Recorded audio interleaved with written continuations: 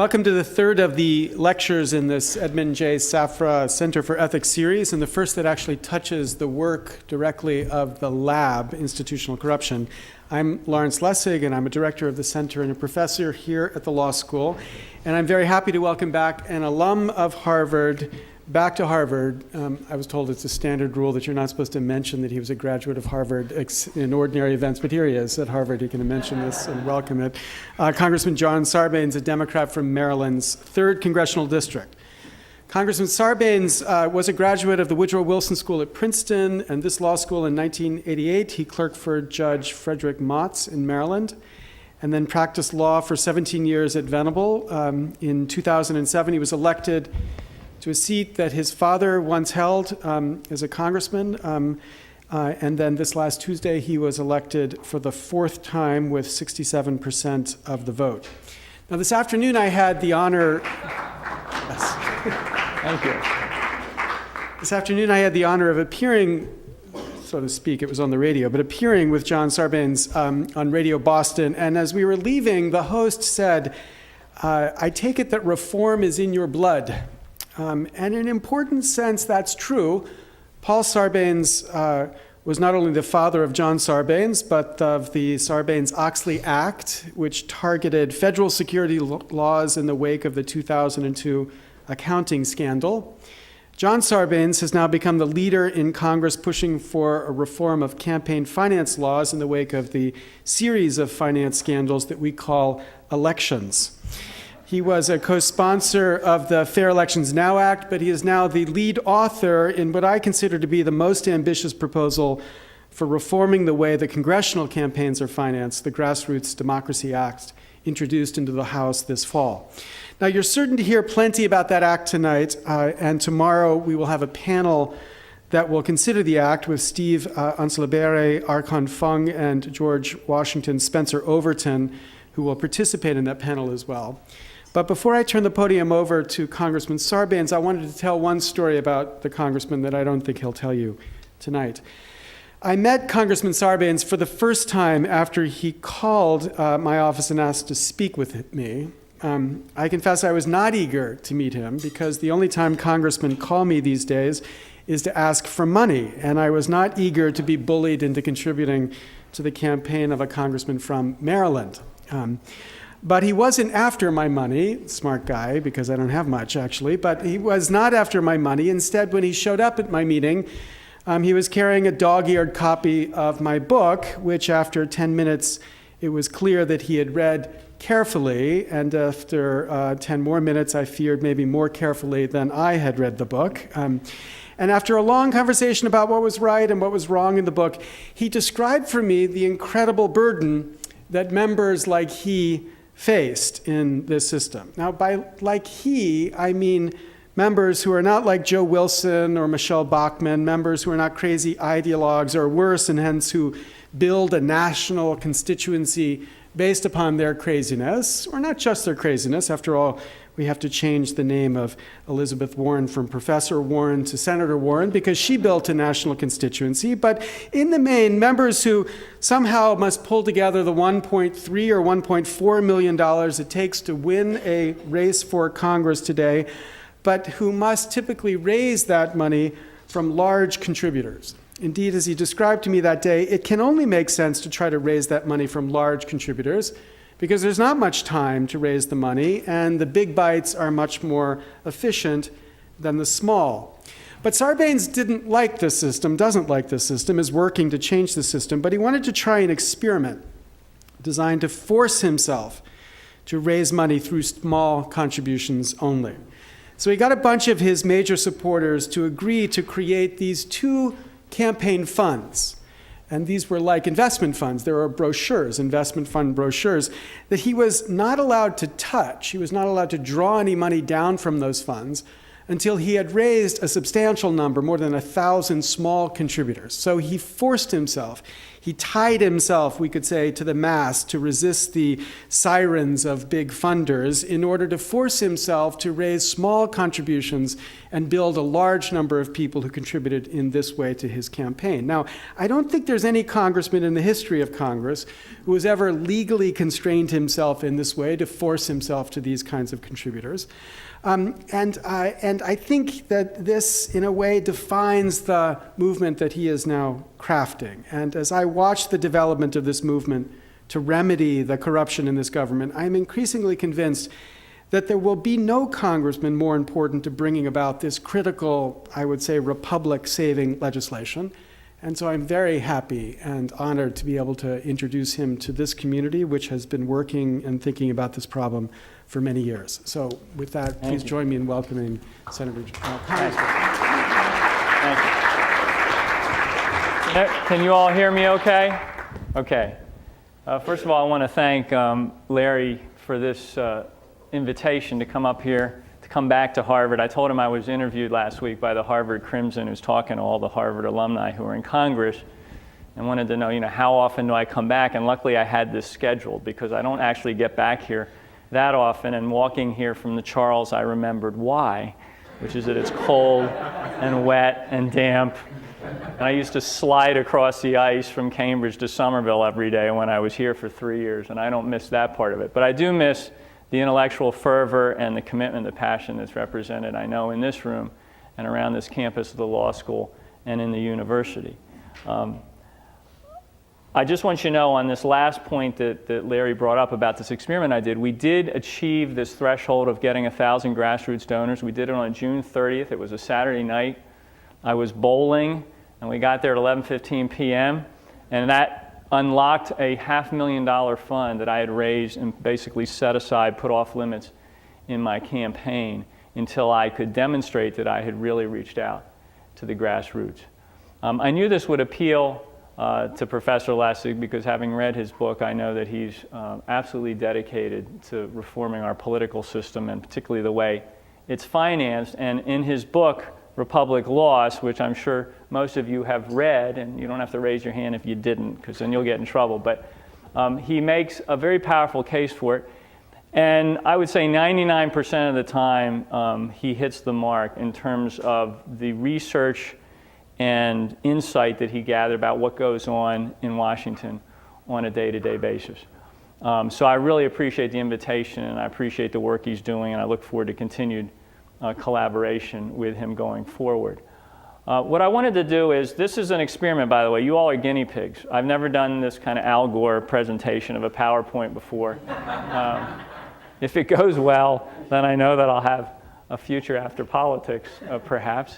But I wanted to try, I've spent the last few weeks trying to kind of put into this presentation my particular perspective on this, and to bring you to why I introduced the Grassroots Democracy Act. We did that about 2 months ago. We had 31 original co-sponsors, which is pretty good for a first-time piece of legislation. Very diverse group from all of those who've supported funding reform in the past in Congress. So we worked hard to build that kind of coalition.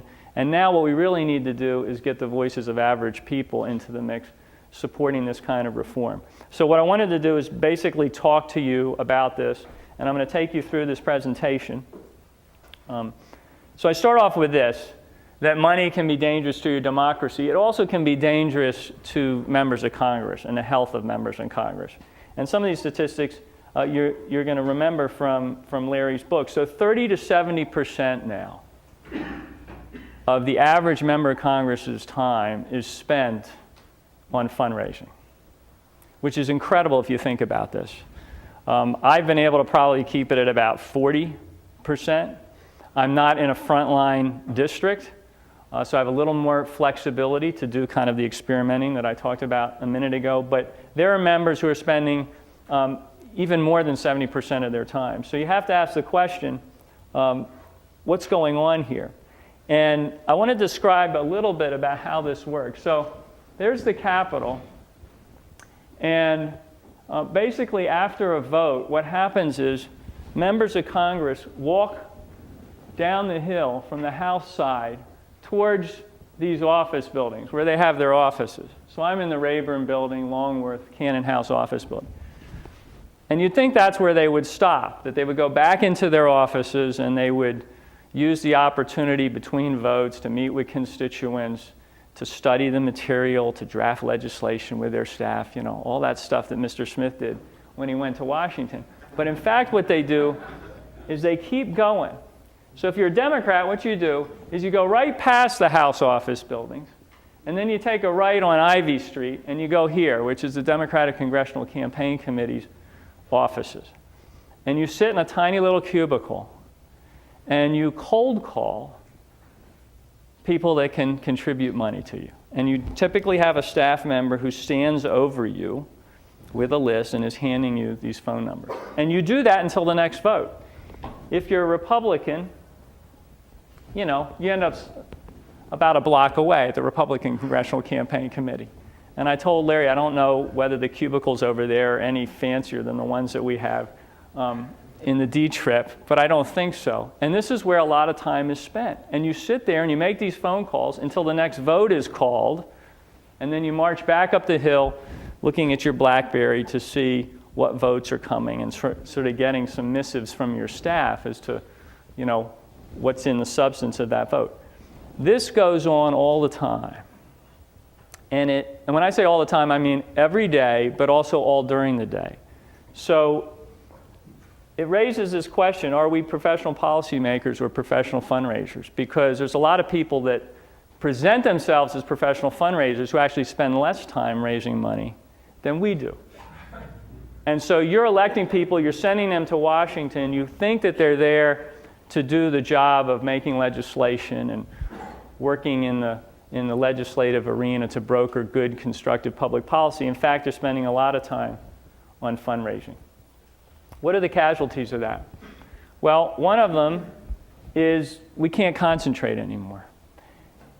Given the challenges that face us, and of course now in the news is this whole issue of the fiscal cliff, given the challenges that face us, it would take absolute 100% collective concentration to solve those challenges. And yet we're operating at like 25% concentration because of the need to raise money all the time. And I was saying earlier that it's not like we raise money in the morning and then we can kind of focus in the afternoon on all the other stuff. You raise money in the morning, you raise money at lunchtime, and you raise money in the afternoon. So it's constantly cutting into your ability to concentrate. So that's a problem. Whoops.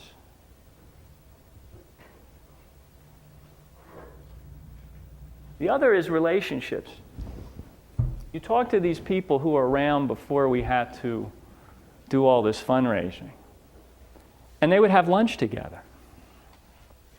In 6 years, I've had lunch with my colleagues less than 10 times total. Because if you've got enough time to go have lunch with somebody, you've got enough time to go make fundraising calls. And those social relationships, which in a legislative arena are critical to building the kind of trust that allows people to bridge the partisan divide. After all, Orrin Hatch and Ted Kennedy used to collaborate on a lot of good legislation that they passed in the interest of the country. They had a personal relationship that they had developed over time that allowed them to bridge their politics. But it's very difficult for me to get to know well people on my side of the aisle, let alone people on the other side of the aisle. And part of this, a lot of it has to do with the amount of time that we spend on fundraising. And the ultimate casualty of this is good public policy, because you can't broker, you can't reach compromise if you don't have relationships of trust, if you're not able to take the time to sift through the material that tells you what's important and what's not.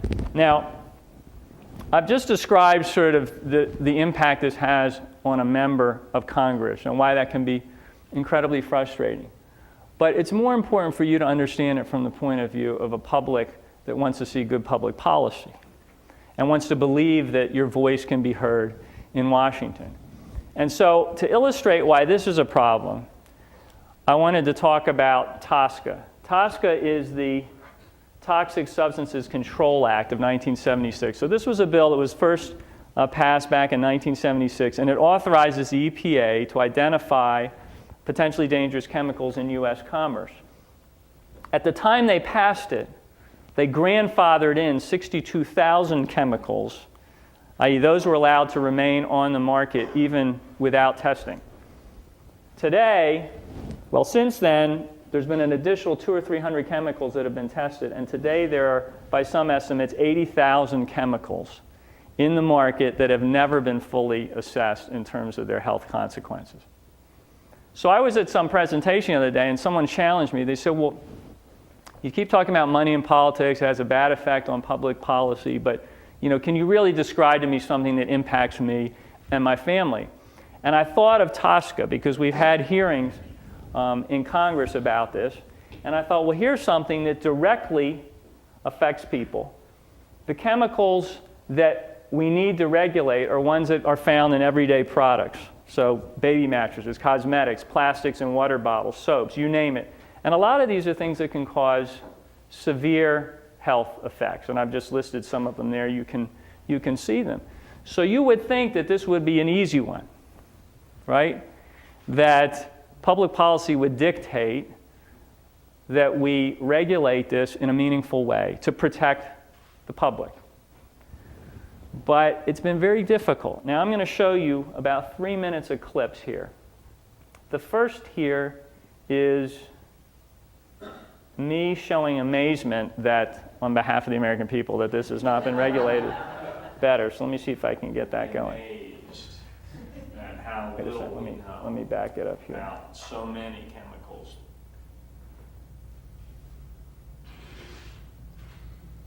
This is from 2 years ago. So we had the industry represented and we had the EPA represented, and I had the opportunity to ask some questions. As you know, I strongly support the legislation that's been introduced and was glad to be a co-sponsor of it. I think, again, as I've said every time I get the chance on this matter, the average American listening to this discussion would be amazed at how little we know about so many chemicals that are out there in the stream of commerce. And frankly, must view it as an abdication of the responsibility of government to act on their behalf to protect them. The more the public becomes aware of the fact that there's a lot of these chemicals out there that nobody really has a handle on, I think the more, and I don't think it's because of alarmism, I think it's just their own educated perspective, the more concerned they become about using these products. So then I was curious.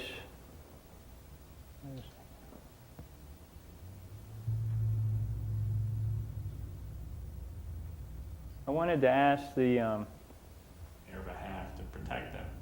The more the public do this becomes part aware again. I then wanted to ask the representative that there's a lot of these chemicals from the Environmental Defense Fund. nobody really has a handle on. I think the more, and I don't think it's because of alarmism, I think it's just their own educated perspective, the more concerned they become about using these products. So the industry claims it would stifle innovation. Do you subscribe to the notion that This- having this TSCA reform in place is going to significantly undermine U.S. innovation and competitiveness?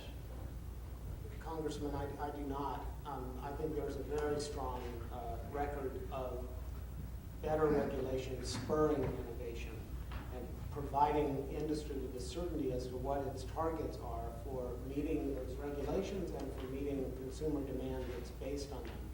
I think you're absolutely right to point to the consumer confidence issue. In fact, ACC's decision to embrace modernization of TSCA was based in large part on their concern that the consumers were losing confidence in the safety of their products. We have to have real reform in order to restore that confidence. And that means we've got to have much better information, but we also have to have a government that's able to act on that information. And that doesn't mean weakening the safety standard. If Ms. Bosley is right that many of her Sarbanes chemicals are intermediates with very limited exposure, then they will pass the safety standard that much more easily. That's not a reason to lower the standard and to put U.S. companies at a disadvantage to other parts of the world that have those higher standards. So I totally reject the notion that a stronger regulatory program will impede innovation. It will spur it. Now, he mentions in there that he says the ACC embraces, the ACC is the American Chemistry Council, and he says they embrace reform. And they have, in a way, they've embraced it the way you give somebody a bear hug and you suffocate them. They've done it because they've wanted to kind of guide the reform process, but as a practical matter, they've slowed it considerably, and other actors in that space have done the same. So what you're going to hear from next is, and I'll finish out with these two clips, you're going to hear from Cal Dooley, who's with the American Chemistry Council, and Chemical Council industry, and he's saying there's no way the EPA can do this job. And regardless of resources, they can't do it. And then you're going to hear somebody from the EPA respond to my question, and you'll see what that person says.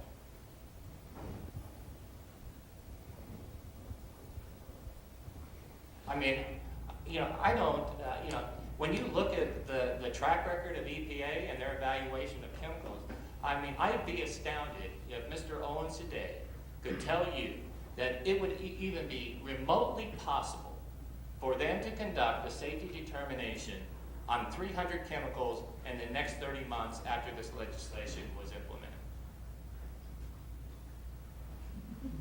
implemented. Do you think you've got the ability, and as I understand it, the statute makes clear that there's certain shortcuts that can be taken depending on the kind of chemical that you're looking at. So do you think you have the ability to move forward on this in a deliberate and timely way? Well, Congressman, I think the bill also provides for additional resources for EPA to conduct that activity. And so I think the short answer would be is if we receive the additional resources, we could make, depending on the level of resources, substantial progress toward achieving a goal like that. But it will depend in part on us getting additional resources from Congress to achieve some of the mission that you would direct us to do. Okay, so there you have it. Here's what an updated Toxic Substance Control Act would do. It would require the chemical industry to prove before it puts these products out into the stream of commerce that the chemicals used in them are safe. It would require the EPA with enhanced resources to target the worst chemicals out there and to identify environmental hotspots, communities that are being affected and so forth. So you would think that this is something that we could get done.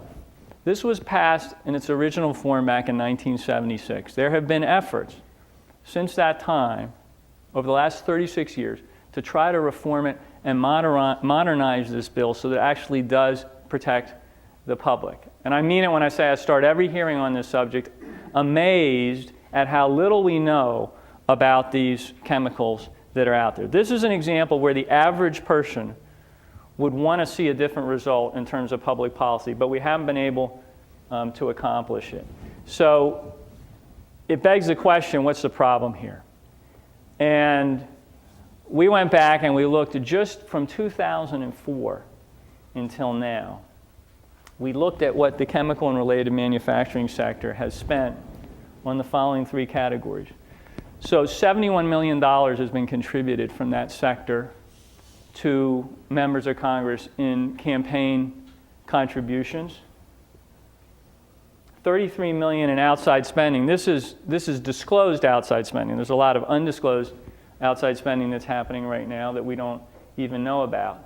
And look at that number, $348 million on lobbying expenses. So it's not a surprise that with this kind of money pouring into the system from one industry, and I'll show you in a minute that you can point to many having this effect, that the result is that when it comes time to make public policy, things tend to tilt more in their direction and less in the direction of public interest if it happens to be going its separate way. That means that you have to ask this question. When you look at Washington, a lot more people are asking it these days because they're frustrated. When you look at Washington, you got to be asking yourself, if you're that tiny little person with that tiny megaphone, is anybody listening to you? And actually, has the system gotten to a point where anyone can even hear you? And the fact of the matter is that the average person's ability to write a campaign check or to hire a lobbyist and so forth cannot match what special interests and big money industry players can put on the table. And the fact is that in DC, the bigger the checkbook, the bigger the microphone, the bigger the influence that you have. And that influence, by the way, is not just on campaigns in terms of the outcomes. That's what everyone's talking about now because we had an election on Tuesday. So everybody's debating, did all this money coming in make a difference to the result? That's one analysis, but the other is all that money pouring into campaigns going to make a difference when people go to Washington actually to make public policy? And so in addition to influencing campaigns, you're also influencing the policy. So there's your voice. There's the big donor voice. Let me put some numbers around that. In the 2012 House elections, regular Americans, I'm calling regular Americans people who give less than $200, because that's where the itemization starts in FEC reports, gave $110 million. So that's not bad. But when you compare it to what came from big donors and PACs, it's about 10% of the total. PACs alone contributed almost 3 times what grassroots donors gave. So this is the fight that we're in. And Professor Lessig has talked about a dependency culture that grows up in Washington where, because of the reliance you have on these campaign contributors, you end up, and it's not necessarily a conscious thing, you end up leaning in that direction, and it's the old adage, he who pays the piper calls the tune when it comes to making our public policy. But there's now a new dimension, and this is the super PACs. This is the unlimited expenditures by outside groups. And those numbers are pretty startling. Super PACs and dark money groups in 2012. Is this updated yet? Okay, so pretty recently updated. Spent over $1 billion. This is in House races, okay? So the point is that you now have a new dynamic. It's not just dependency that's affecting the way things get done, it's fear. And I actually refer to these super PACs as money drones.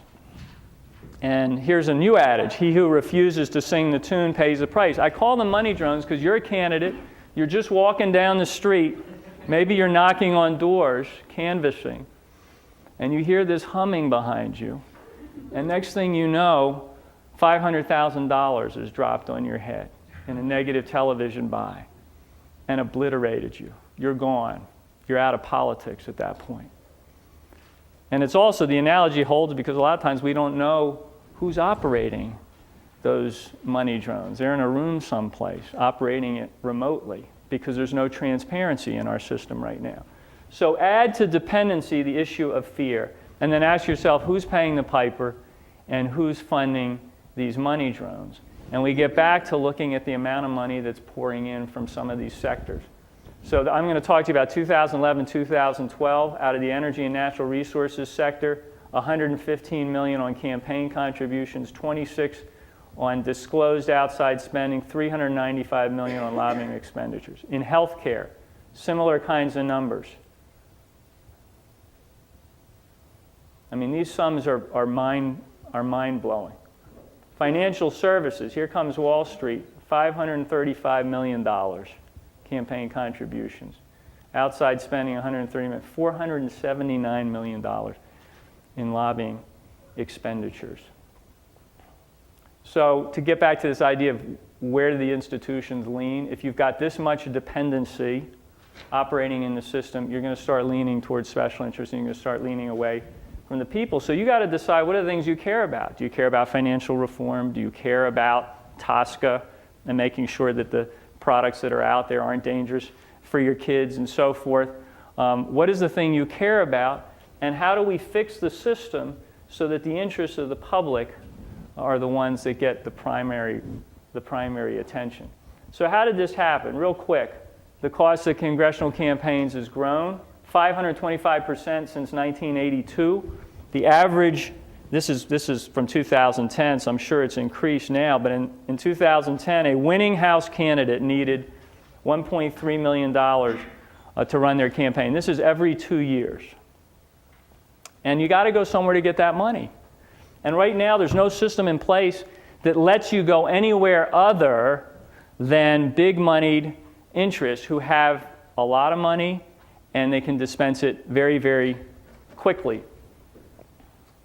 So 90% of the money raised by House candidates in 2012 came from donations of $200 or more. So not the grassroots as I define it. So that's a picture.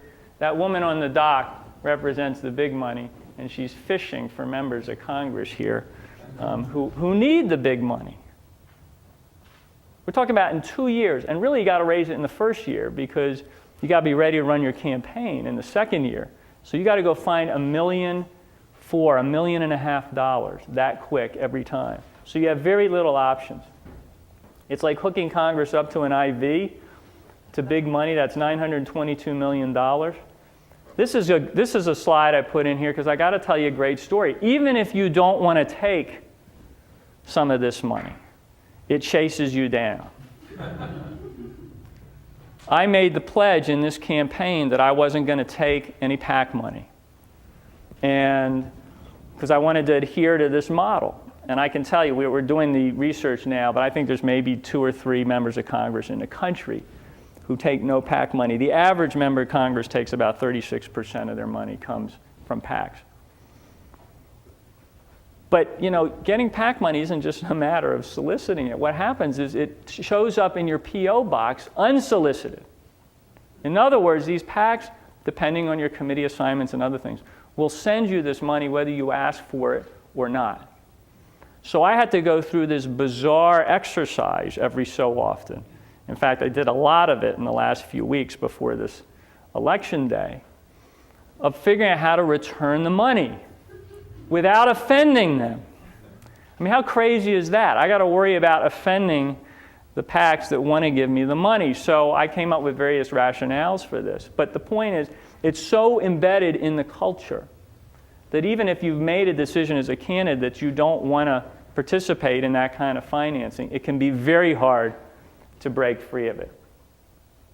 So basically the question I'm asking, and the question I think you all should be asking, and any member of the public who cares about this, isn't it time that the people called the tune instead of the special interests? And James Madison said that our democracy ought to be dependent on the people alone. So that's where we get to the Grassroots Democracy Act. And I'll talk real quick about that, and then we can throw it open for questions. So at the root of this idea is we want to empower the grassroots donor. And that's important to keep your focus on that because right now, for example, some people are saying, well, the way to fix the system to deal with super PACs is take all the limits off of campaign contributions to candidates so they can go directly raise money that they couldn't raise before. But that doesn't empower the grassroots donor. That's not going to bring the average $50 donor into the mix in any meaningful kind of way. So that's not a solution. So the first thing we do, the first piece of this is very simple and straightforward.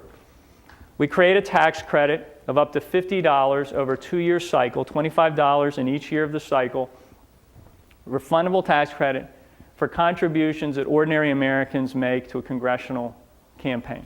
So if you decide you want to give $25 to John Sarbanes to support his candidacy, the first $25 of the taxes that you've paid are going to come back to you in the form of a tax credit to allow you to underwrite that. So now what we've done is we've made it possible for people of average means out there to get involved in politics on the funding side of the equation, where before it was prohibitive for them to do that. And we think this will increase participation.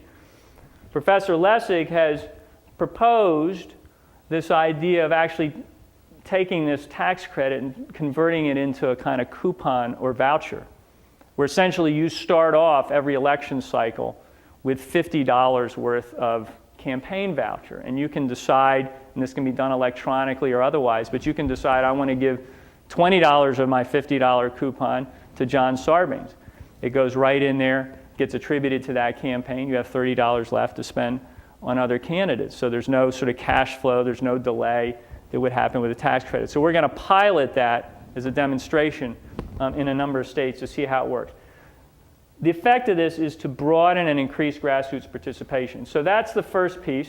And basically what it's doing is it's taking you, the lonely $5 donor, who could never compete against the big money that's out there, and it's bringing others with you. Because once you get thousands of people, and I began to see this in my own campaign. I mean, I raised $50,000 from the grassroots, which is, you know, that's a drop in the bucket, but it's $50,000 more than I raised last time from people who give under $100, and that's because we went out and we found 1,000 or more grassroots donors. So you start to build numbers, and we think that this can broaden participation across the political spectrum. But that's not enough. We think that if grassroots donors are going to step up and begin to participate, we need to find a way to multiply and amplify their impact on the system, on the funding system. And so what we say is, if you give your grassroots donation to a grassroots candidate, a truly grassroots candidate, and I'll tell you what that is in a minute, then we're going to match it 5-to-1 or 10-to-1 from a public fund. Now, what's a grassroots candidate? Number one, they don't take PAC money, so you got to make that pledge. Number two, under our legislation, you have to go out and recruit 2,000 grassroots donors. Those are people who give $100 or less. And number three, you have to raise $50,000 from the grassroots. If the candidate you support commits to doing all those things, then the $10 donation you give to that candidate will be matched 5-to-1 out of a public fund. So now that $10 becomes $60. So that starts to be real money. And it can be a 10-to-1 match if the candidate you support says, I will take no more donations over $100. I will be purely grassroots going forward. So think about this for a minute. I'll give you the best example of how you begin now to compete with the big money out there. I have a house party. If the Grassroots Democracy Act is law, I have a house party to support a candidate, or you have a house party to support me. Let's do it that way. You invite 50 people. You ask each of them to contribute $20, which they can now do because that refundable tax credit is available to them. So 50 people each contribute $20. That's $1,000. Just on the 5-to-1 match potential, if I'm truly grassroots as the candidate you support, that $1,000 turns into $5,000. $5,000 is the maximum that a PAC can contribute directly to a campaign. So whereas before you were the lonely $5 donor out there trying to compete against a $5,000 contribution from a PAC, under Grassroots Democracy Act, you now invite 50 people in there, they each contribute $20. You've just matched what a PAC can contribute. And the candidate now has an incentive to reach out to you. So we have these two components, the tax credit, and that works hand in hand with the multiple match. And that begins to produce the difference. Now the megaphone you have in response to the big money is serious. And then the last piece, the third piece, and we put this in because we didn't want a situation where, in effect, we got your hopes up, right? You believed in this. You said, okay, we'll recruit a bunch of grassroots donors. We'll get them to give $25. We'll go find a grassroots candidate who really cares about this stuff so we can get the multiple match. And you start raising money to support that candidate. And then the next thing you know, here comes a super PAC and drops a lot of money into that race and suddenly pulls the rug out from this grassroots effort. So we wanted to also build in a component where in situations where a grassroots candidate is in a race where a lot of super PAC money comes in, they would be able to go back to what we call the People's Fund and get some additional support. It wouldn't be 1-to-1. It wouldn't be to equal the playing field, level the playing field, which the Supreme Court has said we can't do. It would be correlated to the amount of grassroots money you'd already raised. The idea is to get you back in the speech game. So here's your voice based on the tax credit and the multiple match. Here come the super PACs, and they're making a lot of noise, but the People's Fund gets you back in the speech game. In other words, what we're doing here is we're not punishing oppositional speech. We're not trying to level the playing field. We're saying that if the decibel level of speech from outside groups in a particular race gets so loud that the legitimate candidate can't be heard anymore, that candidate ought to get some additional dollars to get back into the speech game. So it's actually trying to protect and enhance competition and speech in the marketplace rather than diminish it. And so those are the three components: tax credit, the multiple match, and the People's Fund to kind of come to the rescue of it. So now let's go back to the original slide. Is anybody listening? Well, if you've got the Grassroots Democracy Act in place, the answer to that is yes. And can anybody hear me? That gets to the super PACs. Yes, you still can be heard. Your candidate can still be heard, even if super PACs are coming in, because you're going to be able to go get some additional money from this People's Fund.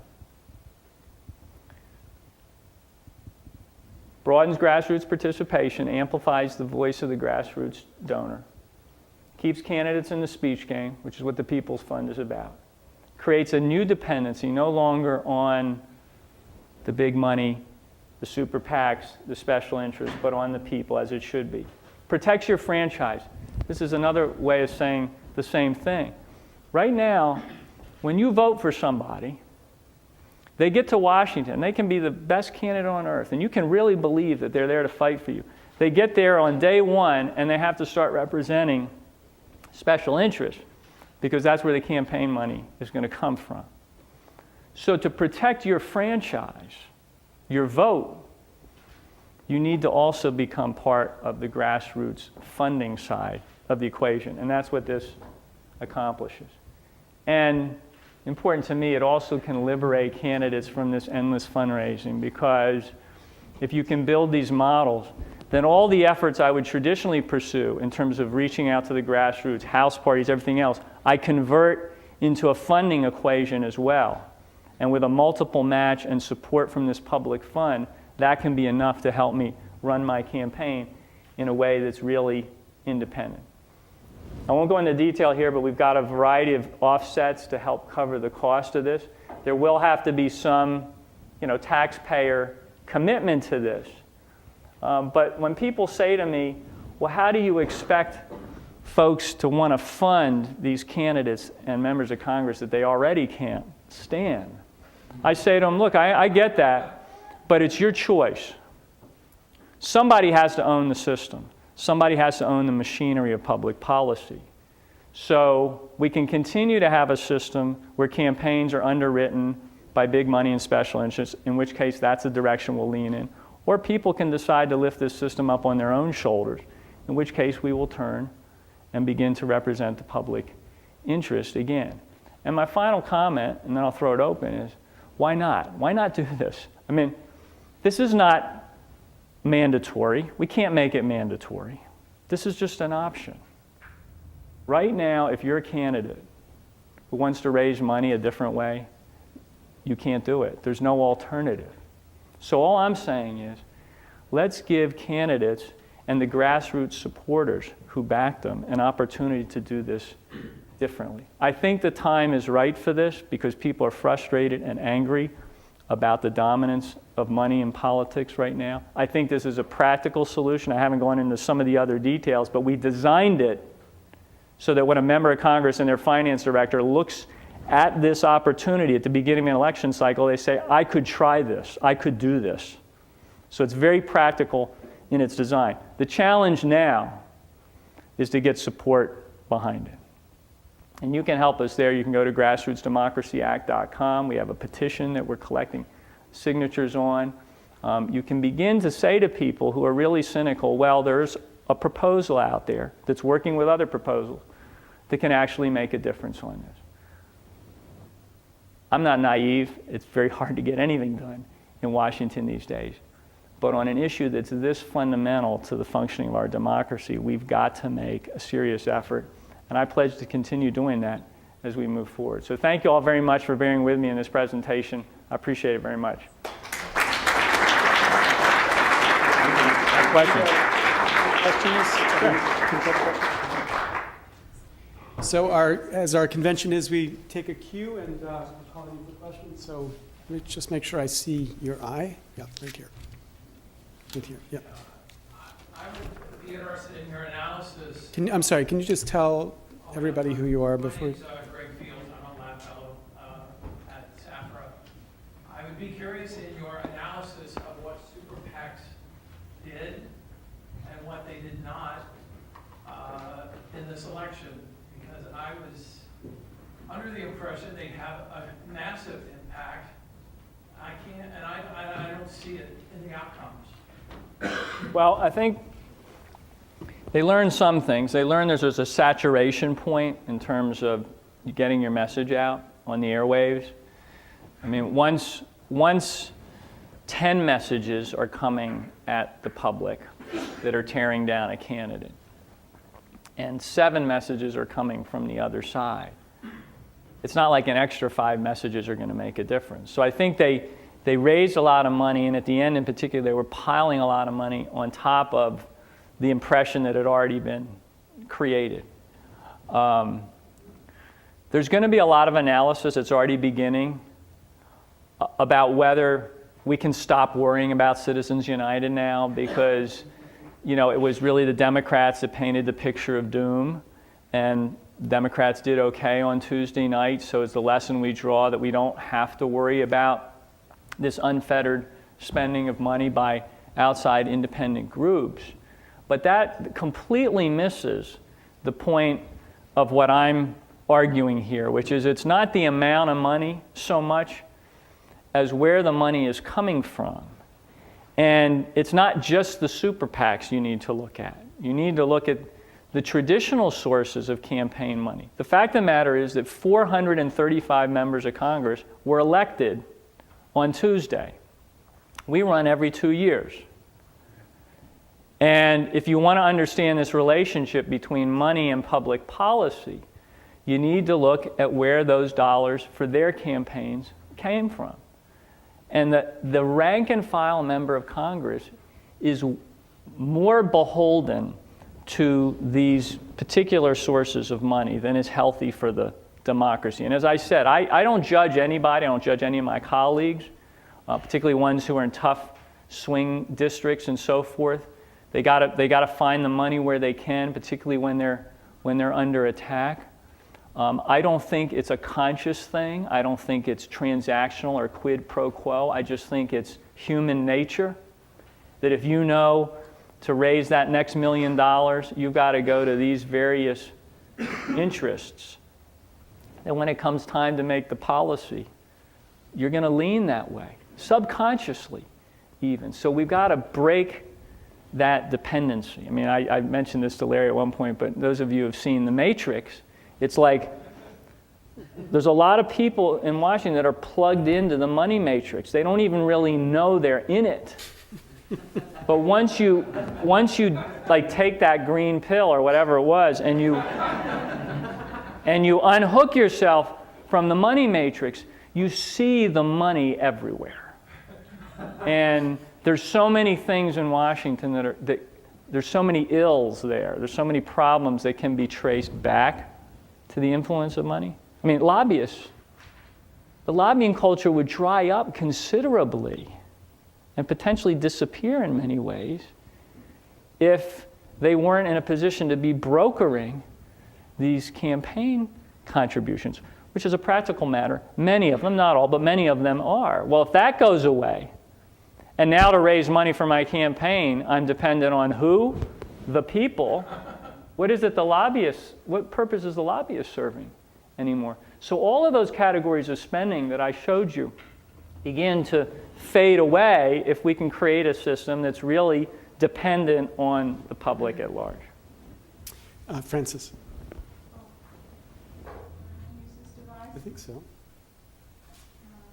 Just Can I be heard? Yes. Okay. So I was just curious, I mean, I do have some complaints or concerns about your logo. I won't mention them now, but I do think there are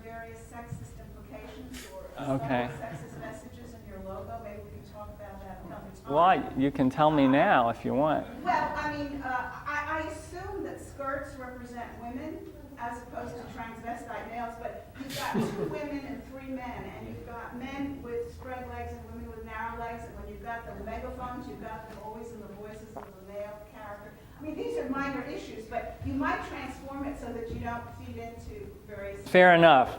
conceptions. Fair enough. But my real questions were, it seems like you've given up on the idea of limiting money. So you've got the idea here of just bringing more money in from other areas.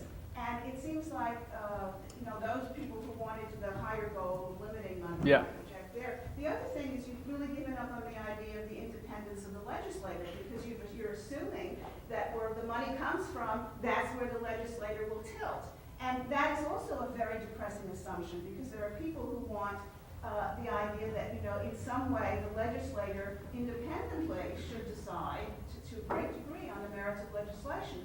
And one of the benefits of the idea of, I noticed you don't mention getting rid of super PACs, which was concerned of those who want to limit money, is that very often grassroots people don't care, for example, about climate control. So Bloomberg funds a super PAC that will fund that important issue. Many people who think that the long-term perspective is something that maybe grassroots people who are concerned about where their next check is coming from cannot focus on. There ought to be some ability to, fund that proposal. Now, in fact, you are not eliminating money, so you're not eliminating the person who can do that. Right. But still, the idea is that not all the best suggestions and not all the dependence on the interests of the grassroots is always the best route. That's a fair point. I would argue that it'll be a little more transparent if it's being organized in a broad fashion from the grassroots.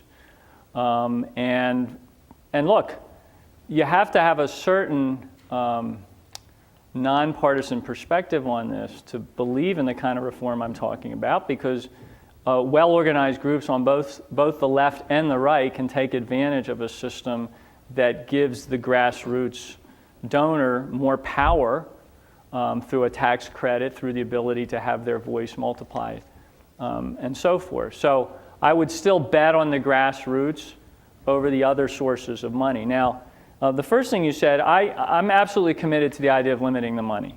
And I think reform of the system and the funding of the system right now is really a three-legged stool. One is to try to push back on the Citizens United case in terms of what it means for independent expenditures. And I'm a co-sponsor with many of my colleagues of a number of bills that seek a constitutional amendment to repeal the effects of that case. I will point out that a lot of the problems I'm talking about predate Citizens United, because the dependency that I'm concerned about and that Professor Lessig has talked about in his book comes from kind of the traditional way in which money is being raised. I mean, before super PACs were really on the scene, members were having to raise over $1 million and had to find it someplace, and they were finding it from groups that had expectations when they made those contributions. The other leg in the stool is transparency and disclosure. And so I'm a strong supporter of the Disclose Act, which has been brought forward in the House and the Senate to require some of these groups that are pouring money in to disclose who they are. So it's three legs. The first two, disclosure and repealing Citizens United constitutional amendment, are about putting limits and constraints on sort of bad actors or bad dynamics in the system.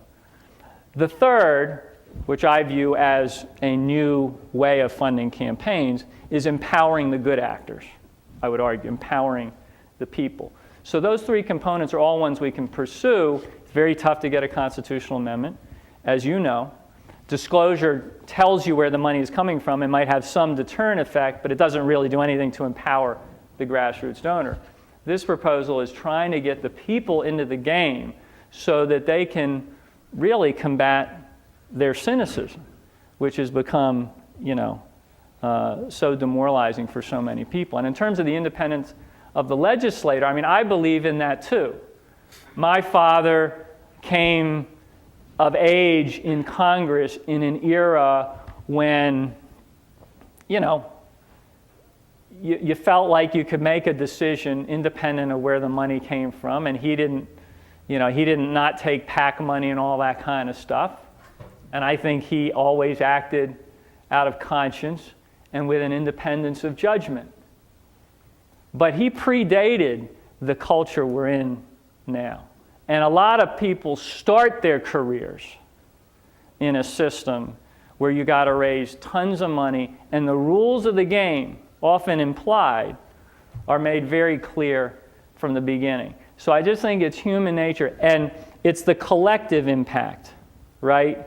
It's like a herd mentality can begin to take over the whole chamber, where each individual member may believe in their minds that they're exercising independent judgment, but it's just you're a little shade, you shade just a little bit closer to this side because that's where the money's coming from. Add it up through 435 members of Congress, next thing you know, you're doing the bidding of a particular industry. So it's very tough. And again, I'm not trying to get rid of the current system, not allowed to do that. I just want to create another option for people who want to do it differently. Bill. I'm one of the lab fellows. Read the act this afternoon. Found it very interesting. The thing that concerned me initially reading the press release was the question of the outside speech threshold and how that fits into the People's Fund and who determines that. I'm curious, in two of your predictions for how the act might work out if implemented. First, if PACs turn out vouchers instead of turning out votes, it's right, would the same sort of speech prohibitions count against, say, we believe in this issue, we want you to give your voucher to this guy. Would that be like advocating for giving your vote to this guy in terms of how political speech is classified? And secondly, do you have any predictions on what you think the effects would be on third-party candidates? My initial impression is they probably get a lot out of this system they don't get now. Do you think that would be a big game changer in the way that the political economy works at the grassroots level? Potentially. I mean, certainly we are not, I mean, this is designed for all comers who, can take advantage. And if you build that kind of grassroots network from the start, and you do it as a third party, you have the potential now to get this multiple match and to access the People's Fund if you're in a situation where you've got a lot of this outside money coming in. So, and I've had that question. I mean, it's interesting because a lot of the third-party candidates are always looking for something that's discriminating against them, and so they wanted to know whether this act was available for them too, and it absolutely is. Tell me the first question again, because I didn't quite. So, say I'm a third-party candidate, Yeah. and I'm running in a three-way race. Yeah. This super PAC spends money saying, "Give your democracy voucher to my, our third opponent." Do we each get to access the People's Fund? I guess what counts as The people who get to access the People's Fund would be a grassroots candidate. So if everyone in that race has qualified by getting 2,000 grassroots donors, by not taking PAC money, by raising a certain amount, et cetera, then you're a qualified grassroots candidate. And if this outside spending comes into that race at levels that begin to crowd your speech out, then you have the opportunity to go to this People's Fund, think of it as America's super PAC, and get some additional dollars to get back into the game. And we believe that we've navigated as best we can the constitutional terrain here, because you have a Supreme Court that's worried about punishing oppositional speech, worried about leveling the playing field, and so forth. So we're not providing public dollars to the grassroots candidate to fight back against the onslaught of a super PAC. That would be punishing oppositional speech and wouldn't meet the standard. What we're doing is we're saying it's getting so noisy in here because of all these outside groups that this legitimate grassroots candidate over here can't be heard anymore. So to get them back in the speech game, and by extension, all the people that supported them back into the speech game, they should be able to go get some additional dollars correlated to the amount of grassroots support they've already built to get themselves back into the speech game. And one lesson of this election we just went through is that you don't necessarily need to match one-to-one outside spending in order to get yourself back into the game and win that election. You just have to have enough to make your case.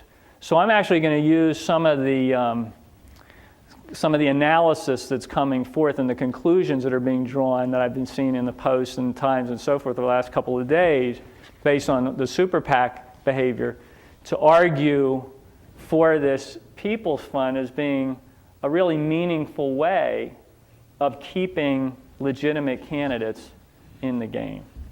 Right here. Thanks, Congressman. I wanted to ask. Could you just introduce yourself? Right.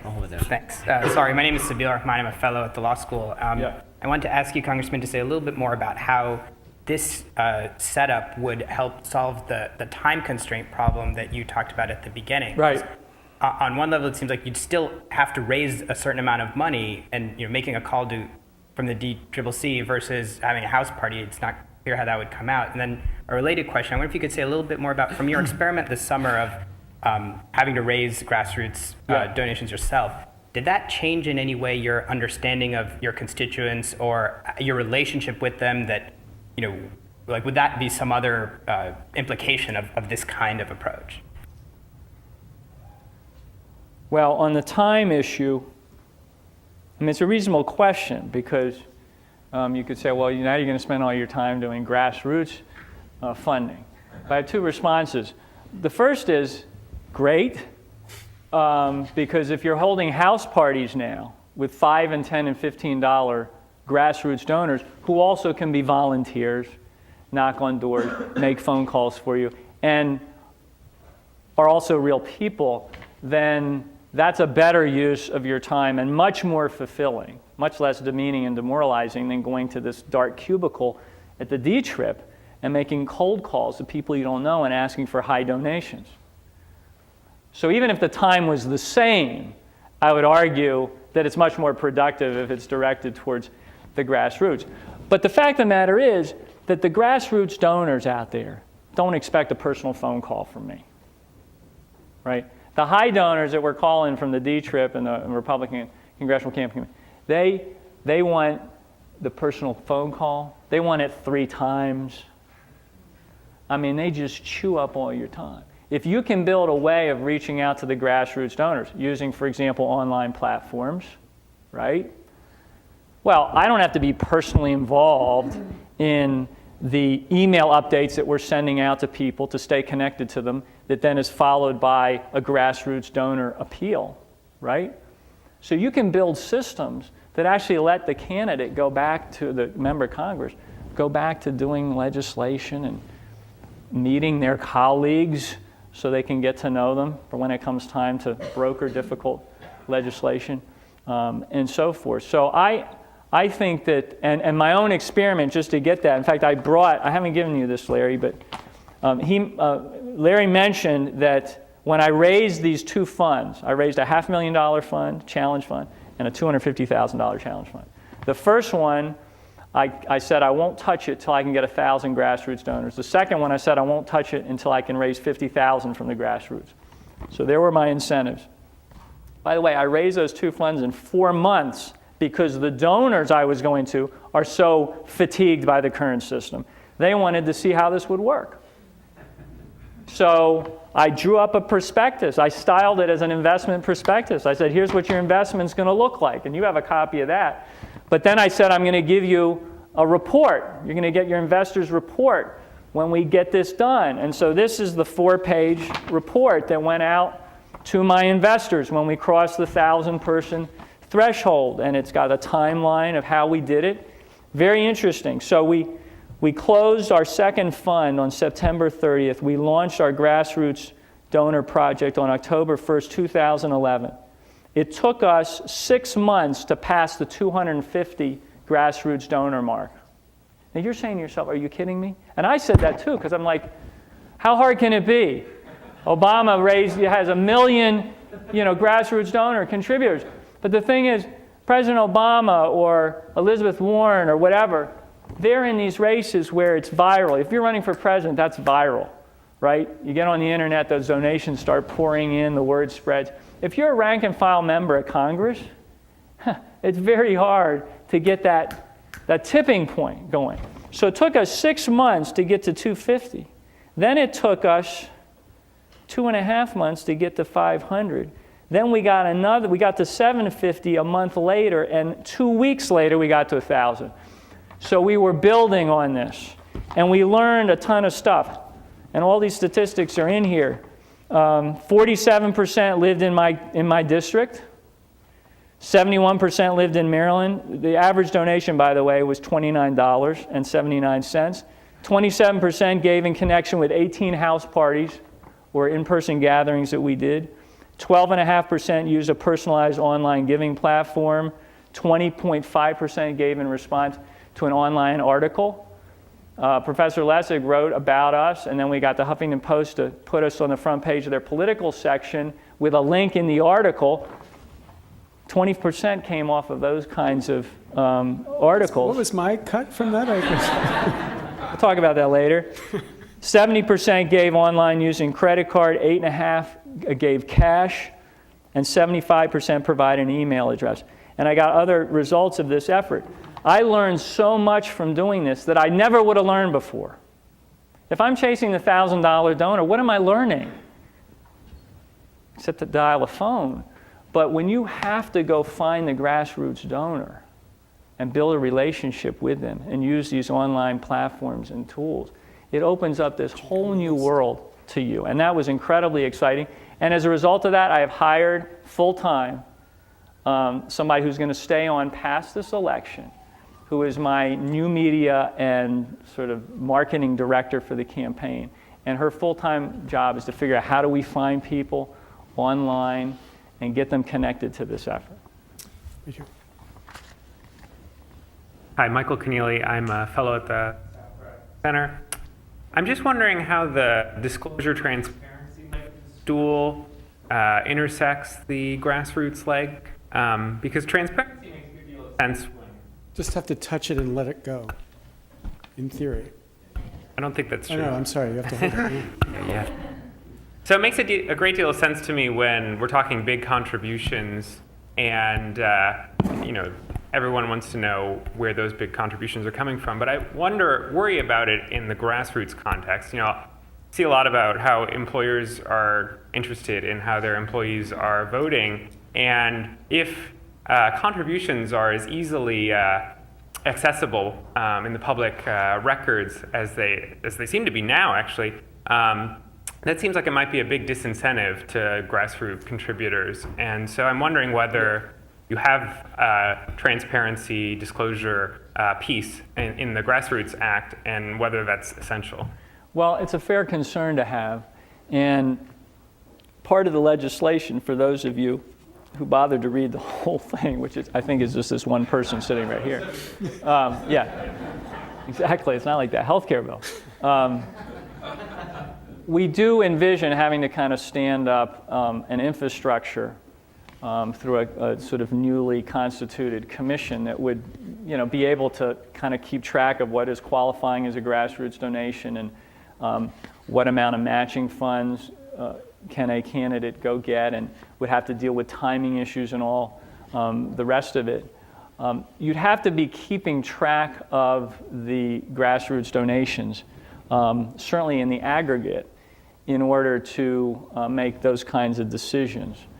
Whether you could preserve some anonymity for grassroots donations within that, I think, is something that we can look at. Of course, right now, any donation, according to FEC, any donation under $200 is non-itemized.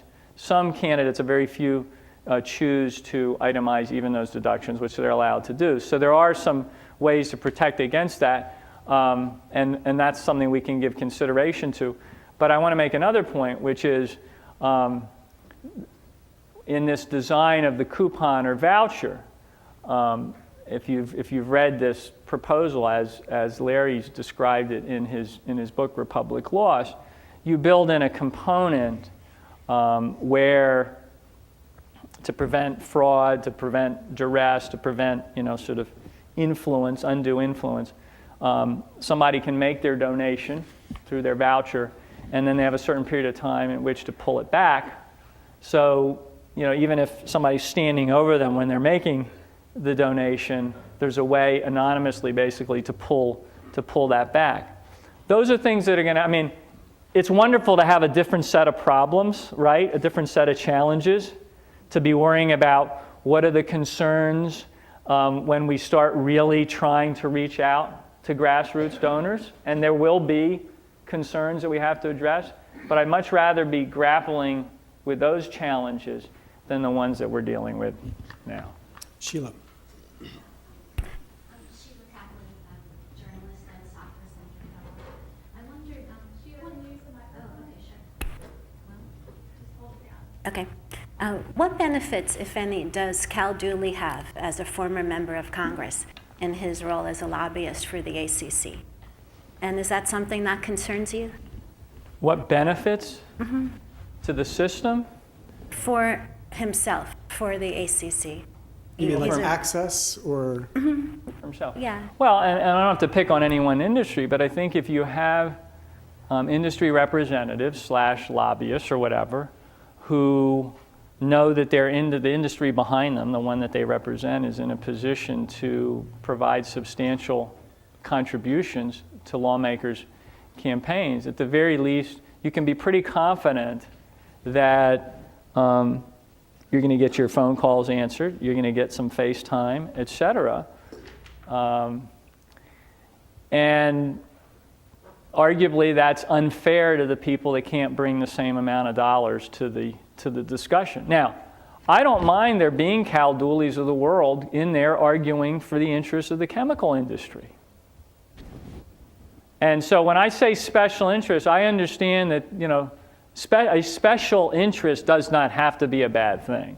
It's when it comes with a lot of money behind it in a way that distorts the access to the system and the results in terms of public policy, that it does become problematic. And, I've just seen examples where, we have these instances where members of Congress will come in on a Monday, like they've been home, and there's been some expose in the New York Times about some ridiculous loophole that some industry is taking advantage of. So everybody comes in, we're fired up, and we're signing letters, and people are drafting legislation, the No Loopholes Act of 2010, all this kind of stuff. And we're going to, by Thursday of the same week, nobody's talking about it anymore. So you're like, what happened? Well, what happened is these reps and lobbyists, when they get on the phone, and they just checking in, we want to make sure you're not confused by that piece of legislation that so-and-so just introduced, because it's much more complicated than it sounds. And gee, it was great to see you last week or a couple of months ago at that fundraiser. That was terrific. Click. So by Thursday, everybody's on to other things. And by the way, this is also a function, something that goes on. There's so much stuff that comes at us every single day that it's very easy for you to believe that the reason you stopped focusing on that loophole provision that you were learning about on Monday is not because you don't think it's important anymore. It's just there's 5 things that have just come in that you now have to pay attention to. So the mind has a way of kind of rationalizing this behavior, but the result is the same, which is an important piece of policy doesn't move because of all of these dynamics. Jenny? I was wondering, do you get any feeling from your colleagues in the House how popular this is likely to be? How many reps would like to see something like this and would really like to see it? Well, a couple of things. One is, I think that for a long time, most members of Congress would say, I hate this game, but I know how to play it. Almost with a kind of smugness, right? I know how to raise the money and so forth and so on. And that attitude kind of allowed the system to persist, even in the face of pretty good proposals for reforming it. But I think what's happened now is the money has gotten so big and the time you have to spend on it is so all-consuming that there's starting to be a new critical mass emerging of members that are saying, we can't do this anymore. Just in terms of our personal survival. And part of my motivation is I look out 10 years and I say, if there's not a different way of doing this in 10 years, then isn't there something better I can do with my time? And I don't want to be in that position. So I'm doing my best and tried to change it in my own campaign, even without the reform. So, I think members are looking at this potentially in a new way. Now, there's always the fear of trying something different. And that's why I've built this. It's a very low-risk proposition. And I'll give you a very specific example so you understand what I'm saying. There's a prior piece of legislation called the Fair Elections Now Act, which I'm a co-sponsor of. It's a good piece of legislation. But it says that in order to earn the matching dollars as a grassroots candidate, you have to agree to give up all donations over $100 right out of the gate. Well, most members of Congress are going to look at that and they're going to say, as much as I would love to do this, I'm not going to take that risk. We build a bridge in here. We say that if you're a grassroots candidate and you want to continue to take traditional higher donations, we'll give you a 5-to-1 match. If you do decide to give up all donations over $100, we'll give you a 10-to-1 match. And the 5-to-1 bridge sunsets after a certain number of cycles, so you've got to start moving yourself in that direction. But we understood as a practical matter that if we wanted members of Congress to look at this and say, I'll try this, and as I said before, you sit with your finance director at the beginning of each cycle and you think about how are we going to fund this campaign. And if you can look at the Grassroots Democracy Act and say, you know what, let me try this. This might work, and there's a bridge in there, so I don't have to leap off the cliff on day one. We think we'll get people more interested in it. And the other thing to remember is you don't have to do it. You could vote for this system, you could put it in place, and you could still raise money the old-fashioned way, which is why I get back to my last slide, which is, why not do this? I mean, what is the reason not to give us an alternative to the current system? Jenny?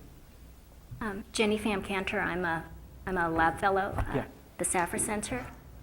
So I realize this focuses on congressional candidates, your acts, and so maybe this isn't quite your problem, but I mean, there's the issue of money in campaigns is pretty pervasive in all kinds of positions. So whether you're talking about Senate or governor or attorney general or presidential races, and I'm wondering, when I go to fill out my ballot, there are a lot of races where money is going to be important. Have you thought about the feasibility or the implications of these voucher proposals for money in general? Well, of course, in part, some of our proposal is based on things that have happened at the state level, experiments there. And for example, in New York City, they have a public funding system that more candidates are taking advantage of, and there's evidence that it's broadened grassroots participation. So, I think the more of these proposals that are in the mix, the merrier. And as I say, I'm a co-sponsor of the Fair Elections Now Act, which is a slightly different approach. I'm the author of the Grassroots Democracy Act. There's other bills that have been introduced in Congress.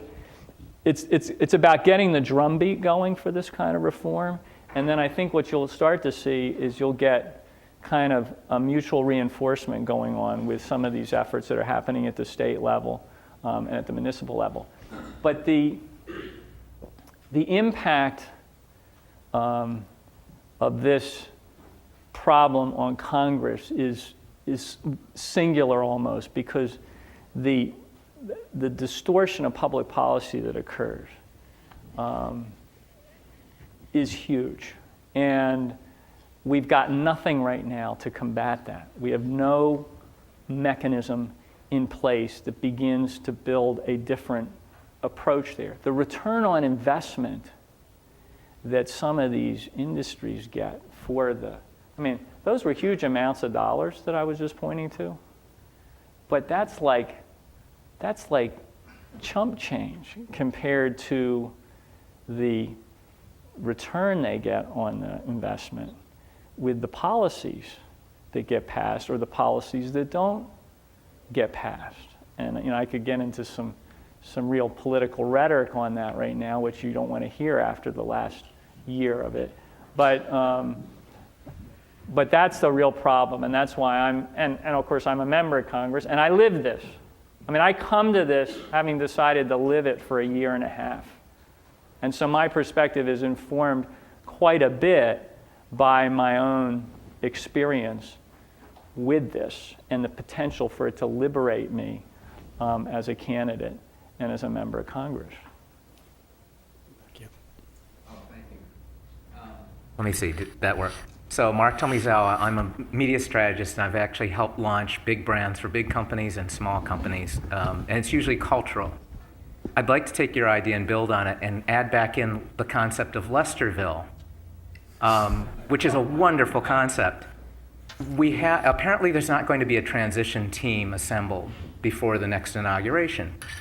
So we have this interesting holiday period where families will be together, multiple generations. What I'd like to propose is that we have sort of a Lesterville meets Farmville, and that the very bare bones of your concept, which are wonderful, are put in there as a game. And that what we're doing is we're actually bringing ideas back into the game.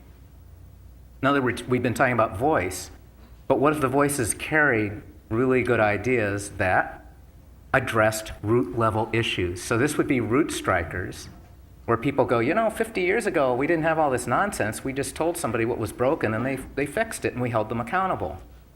So those conversations could start out at the family dinner. Thanksgiving would be a nice time. And it could be all good.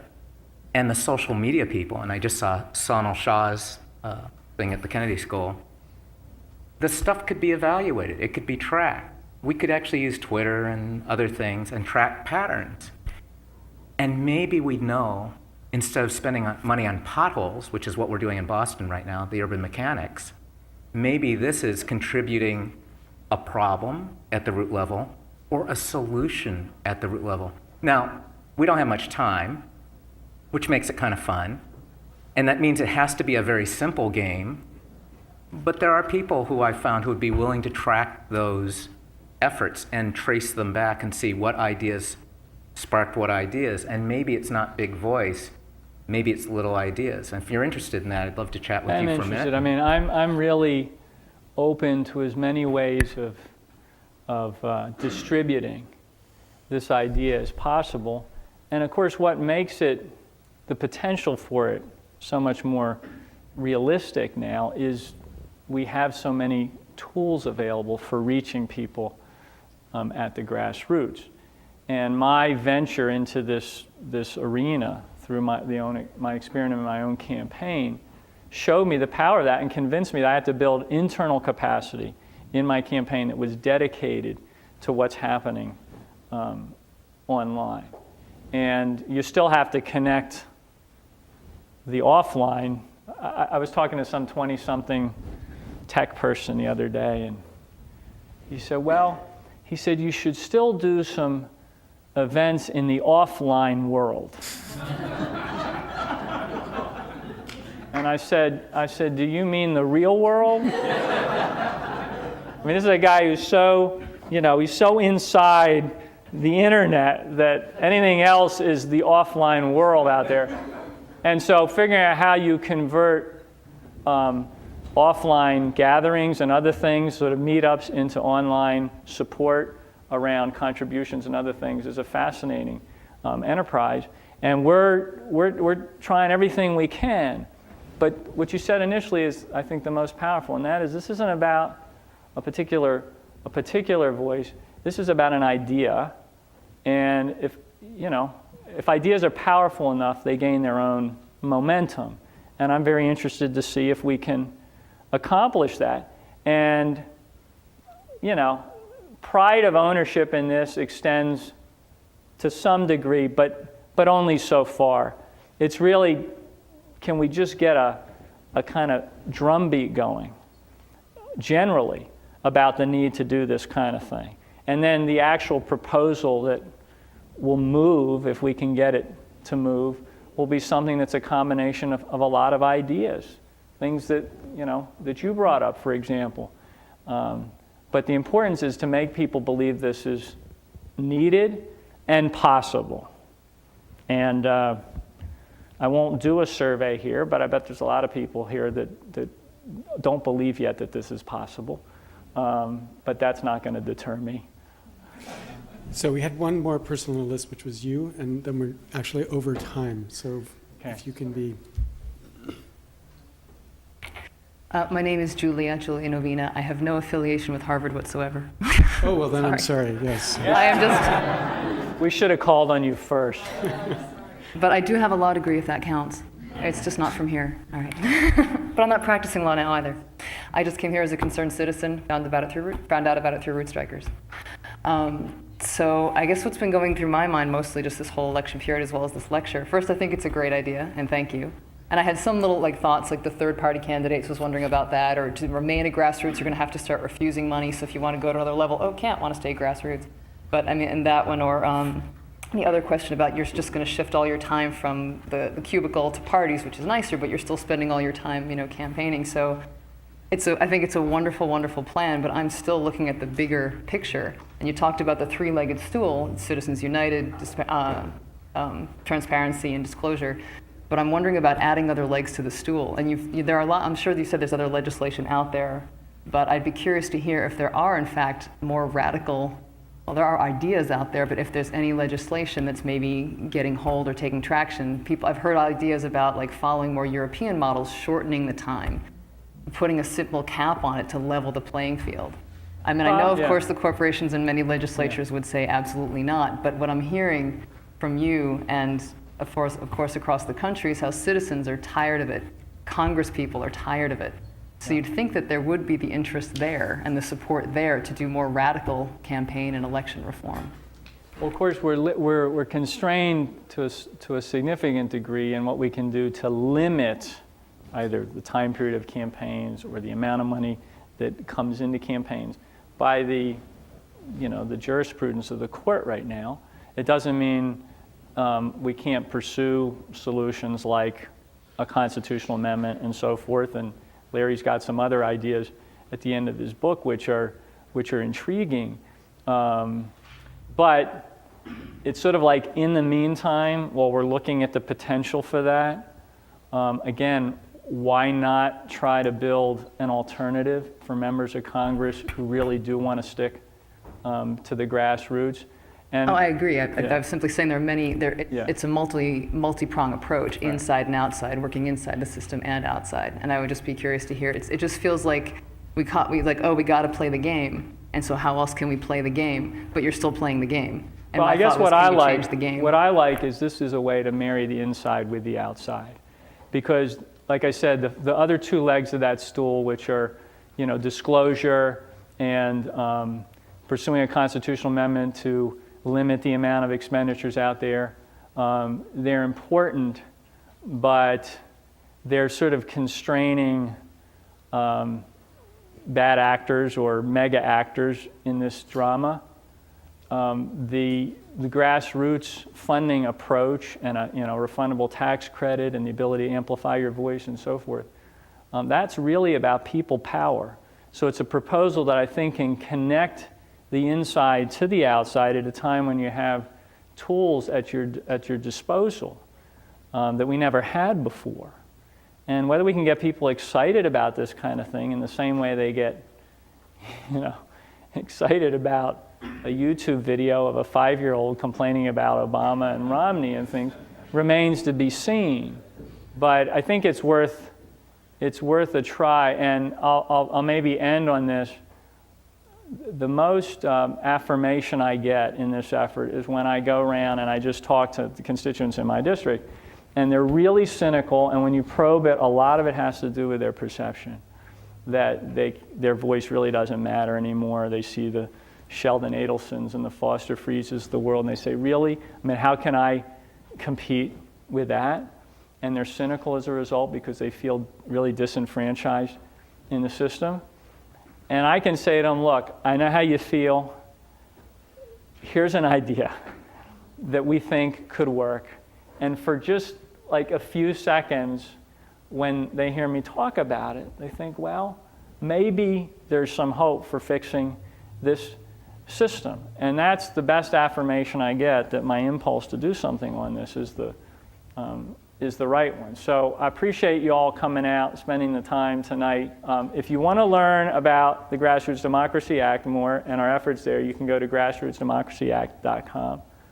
If you want to learn about my own experiment in grassroots funding, you can go to grassrootsdonor.com. Can you believe I captured that URL? I did that 3 years ago, and I could have probably sold it to the Obama campaign for $1 million in the last election. But I own it because I was thinking about this for a long time. And so you can learn more about what we're doing there on the campaign side of the equation. And we'd love to get your ideas and support and continue this going forward. So thank you all very much. Thank you very much.